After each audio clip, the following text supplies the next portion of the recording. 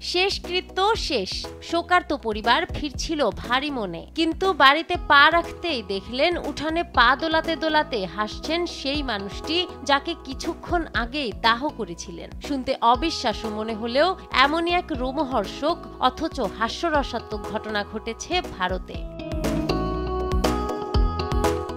ভারতীয় স্থানীয় গণমাধ্যম নিউজ 18-এর প্রতিবেদন থেকে জানা যায় এই অদ্ভুত ঘটনাটি। এর আগে ছত্তিশগড়ের সুরজপুরের মানপুর এলাকার একটি কুয়া থেকে শনিবার এক অজ্ঞাত পরিচয় মৃতদেহ উদ্ধার করে পুলিশ।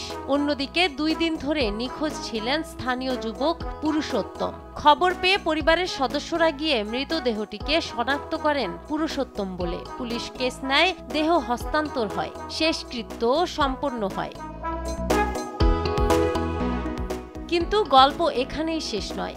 শেষকৃত্য সারার পর যা ঘটল তা সিনেমাকেও হার মানায়। বাড়ি ফিরে সবাই দেখে পুরুষোত্তম উঠানে বসে হাসছে, যেন কিছুই হয়নি। তাকে দেখে পরিবারের কেউ কেউ চিৎকার করে ওঠে, যেন শোকের বাড়িতে উৎসব। স্থানীয়রাও ছুটে আসে দেখতে মৃত কিভাবে জীবিত হলো। একদিকে পরিবারের আনন্দ, মৃত ভাবা ছেলেকে ফিরে পাওয়া, অন্যদিকে পুলিশের প্রশ্ন, তাহলে যাকে দাহ করা হলো তিনি কে? স্থানীয় পুলিশ জানান তদন্ত অব্যাহত থাকবে। নাহার বৃষ্টি, নিউজ ডেস্ক, দেশ টিভি।